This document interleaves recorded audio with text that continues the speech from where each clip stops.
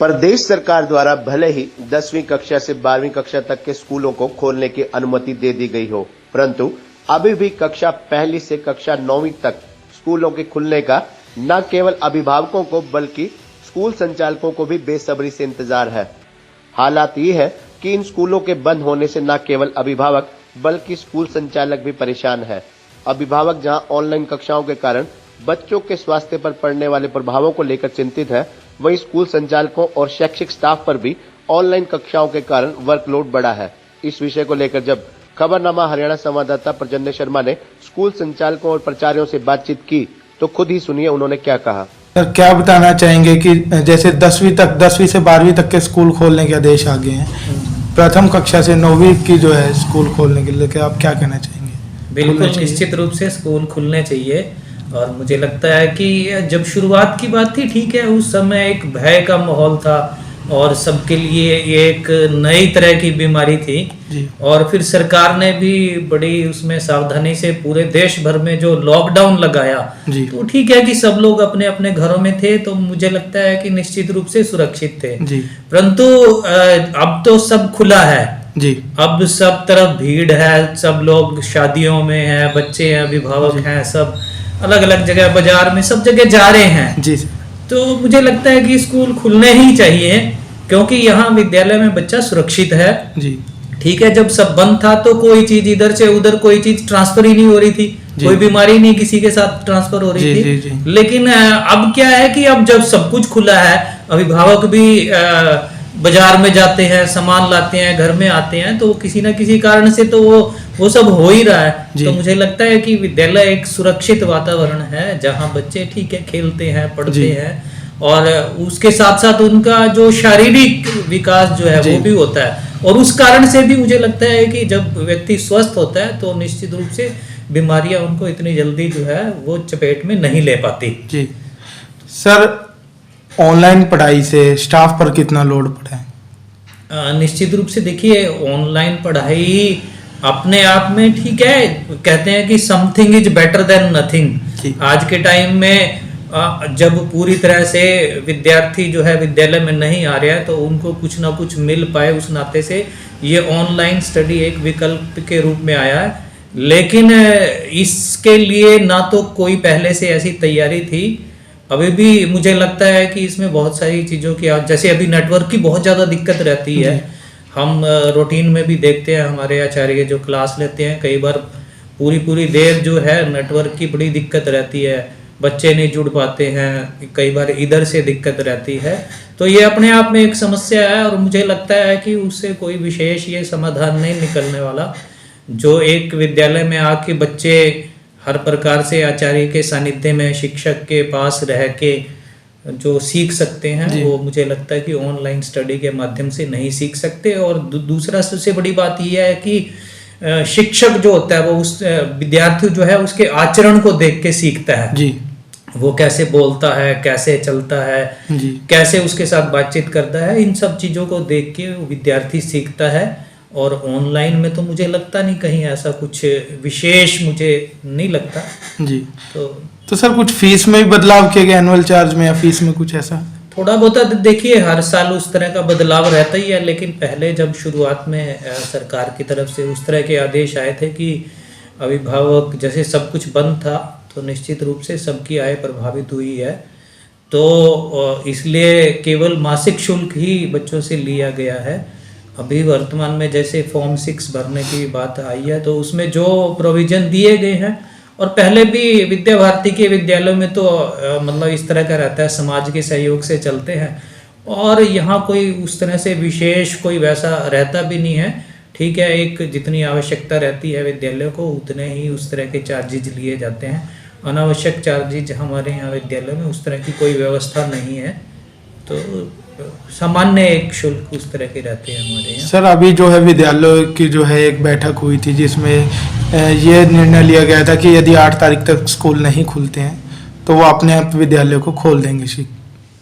मुझे लगता है कि इसमें हम सबको, क्योंकि सरकार जो है, प्रशासन जो है वो सब हम लोगों के लिए ही है जी, तो हमें एक विचार करके, ठीक है, उनकी बात भी अपने को माननी चाहिए, अपनी बात रखनी चाहिए, अपनी बात रखने का सबको अधिकार है जी। और सरकार को भी निश्चित रूप से, प्रशासन को भी इस पे विचार करना चाहिए कि जैसे अब सब कुछ खुला है, सीधी सी बात है, आप देखते जी, हैं जी। बाजारों में कितनी भीड़ है जी। तो जब सब खुला है तो फिर विद्यालय ही क्यों बंद हैं? जी। और आप देखिए कि पिछले 2 वर्ष में विद्यार्थियों का कितना लॉस हुआ है, उनका भविष्य जो है वो गर्त की ओर जा रहा है, जी। बच्चों में नैतिक पतन जो हो रहा है, ठीक है, क्योंकि ऑनलाइन जब वो मोबाइल में तो फिर बहुत सारी चीजें, जब बच्चे स्वतंत्र रूप से जब उनको देखता है तो निश्चित रूप से हर प्रकार से उसके शरीर पे भी, आंखों पे भी, और नैतिक, मुख्य रूप से नैतिक पतन जो है विद्यार्थी का वो ज्यादा हुआ है इसमें। जी। तो विचार करना चाहिए सरकार को शीघ्र ही, मुझे लगता है अब इसमें कोई मुझे लगता है ज्यादा समय नहीं लेना चाहिए और जल्दी ही विद्यालय खोलने चाहिए। सर, जैसे सुप्रीम कोर्ट के नए ऑर्डर आए हैं अभी कि एनुअल चार्ज जो है उसमें कुछ बदलाव वगैरह इस मतलब गीता स्कूल में कुछ किया गया है सर? अभी हमारे पास डिपार्टमेंट से इस तरीके के कोई आदेश नहीं आए हैं जी। डिपार्टमेंट से कोई आदेश आएंगे तो उनकी पालना की जाएगी। दूसरा, गीता स्कूल ने पिछले वर्ष भी कोई एनुअल चार्ज नहीं लिए थे, इस वर्ष भी बिना किसी आदेश के भी हमने कोई एनुअल चार्ज नहीं लिया, केवल ट्यूशन फीस लेकर के ही विद्यालय चला रहे हैं। जी सर, जैसे अब 9वीं से 10वीं से 12वीं तक के स्कूल खुल चुके हैं, ऐसे जो है प्रथम कक्षा से लेके 9वीं तक के स्कूल आपका क्या कहना है, भी खुलने चाहिए या नहीं? देखिए, निर्णय तो सरकार को करना है, लेकिन जो पेरेंट्स हैं वो चाहते हैं कि विद्यालय खुले। जी। जो ऑनलाइन शिक्षा है वो ऑनलाइन में, और जो फिजिकल इंटरेक्शन बच्चों का क्लासरूम में होता है जी, फिजिकल इंटरेक्शन का कोई जो है वो ऑनलाइन क्लासेस के साथ तालमेल नहीं है। जी। फिजिकल क्लासेस में बच्चे का विकास होता है जी। ऑलराउंड उसकी पर्सनैलिटी डेवलपमेंट की गतिविधियाँ चलती हैं, तो उस प्रकार से बच्चा आगे बढ़ता है। जी। घर पर रह कर के पढ़ना कितना बच्चा ध्यान देता है, कितना पेरेंट्स ध्यान देते हैं, कनेक्टिविटी कुरुक्षेत्र और आसपास के छोटे स्थानों पर कितनी मिलती है, ये भी एक अपने आप में समस्या रहती है। जी। इसलिए मुझे तो नहीं लगता, मैं तो देखता हूँ कि छोटे बच्चों से लेकर के बड़े तक सब इधर उधर आ जा रहे हैं, गाड़ियों में भीड़ है, सड़क पर फैमिली के साथ लोग बाहर जा रहे हैं। जब बच्चे बाहर निकल ही रहे हैं, मार्केट पूरा खुला ही हुआ है, तो विद्यालय भी खुलने ही चाहिए। जी सर। तो सर, ऑनलाइन पढ़ाई के अंदर मतलब आपके स्कूल के स्टाफ पर कितना भार पड़ा है? क्या निश्चित रूप से देखिए, जो है वो शिक्षक वर्ग जो है उस पर ऑनलाइन पढ़ाई का भी एक दबाव है। एक तो ये है कि वो सारे बच्चे ऑनलाइन पढ़ें ठीक से, वो बच्चे अगर नहीं जुड़ते हैं, या जो हमारे पास में ऐसे बच्चे हैं जो गरीब परिवारों के हैं, उनके पास फ़ोन की सुविधा नहीं है जी, तो शिक्षक को कभी क्लास जो है अवेलेबल करानी पड़ती है सुबह 8 बजे, कभी करानी पड़ती है दोपहर को, कभी शाम को, जी, जैसी डिमांड होती है। तो शिक्षक पर एक दबाव तो है ही स्वाभाविक रूप से। जी। दूसरा, अभी 10th to 12th जो क्लासेस स्टार्ट हुई है, इसमें बच्चे पूरे नहीं आ रहे हैं, तो जो बच्चे नहीं आ रहे हैं उनकी भी ऑनलाइन क्लासेस है। जी। इस प्रकार से शिक्षक इस समय दोहरी मेहनत कर रहा है। जी। और उसको उसके अनुरूप परिणाम मिल जाए तो शिक्षक को संतुष्टि होती है। लेकिन जब परिणाम नहीं उसके अनुरूप मिलता, तो जो परिश्रम शिक्षक करता है उसको कहीं ना कहीं मन में ये रहता है कि भाई मैंने मेहनत की और उसके अनुकूल मुझे परिणाम नहीं मिल पा रहा है। मेरे अनुसार स्कूल खोल देने चाहिए। देखा जाए अब कोरोना की जो संख्या है कोरोना पीड़ितों की, वो भी कम होती जा रही है और बहुत बुरा प्रभाव पड़ रहा है। देखा जाए तो अगर ये ऑनलाइन क्लासेस ले रहे हैं तो इसमें बच्चों के ऊपर भी और अध्यापकों के ऊपर भी बहुत ज़्यादा बुरे प्रभाव ही पड़ रहे हैं। बच्चे पढ़ाई से दूर होते चले जा रहे हैं। मेरे विचार से तो अब स्कूलों को खोल दिया जाना चाहिए। स्कूलों को पूरी प्रिकॉशंस लेने चाहिए। स्कूल इसके लिए अलर्ट रहे कि कोई भी ऐसे केसेस ना आए। बच्चों को सचेत किया जाए कि क्या क्या वो प्रिकॉशंस लें, और स्कूल भी उन सारे अनुदेशों का पालन करें कि जिस प्रकार से बच्चों में ये कोरोना ना फैले और बच्चे अपनी पढ़ाई भी अच्छे तरीके से कर पाए।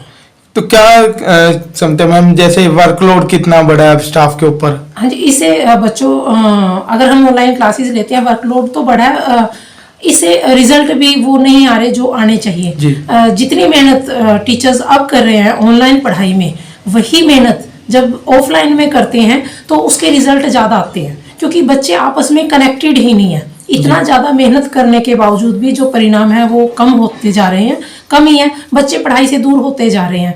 जो अगर हम देखा जाए तो बच्चे ऑनलाइन क्लासेस के नाम पे कई बार वीडियो गेम्स वगैरह खेलना शुरू कर देते हैं, जबकि क्लास में अगर वो टीचर के निरीक्षण में रहेंगे तो वो चीज़ें दूर होंगी। और वैसे भी जैसे अगर वो सारा दिन ऑनलाइन क्लासेस लेते हैं तो कहीं ना कहीं उनकी आंखों पर भी प्रभाव पड़ता है और मस्तिष्क पर भी प्रभाव पड़ता है। मैम, जैसा विद्यालयों की एक बैठक हुई थी पीछे, तो उसमें कहा गया था कि यदि सरकार जो है 8 तारीख तक नहीं स्कूल खोलती है तो स्कूल जो है स्वयं स्कूल खोल देंगे।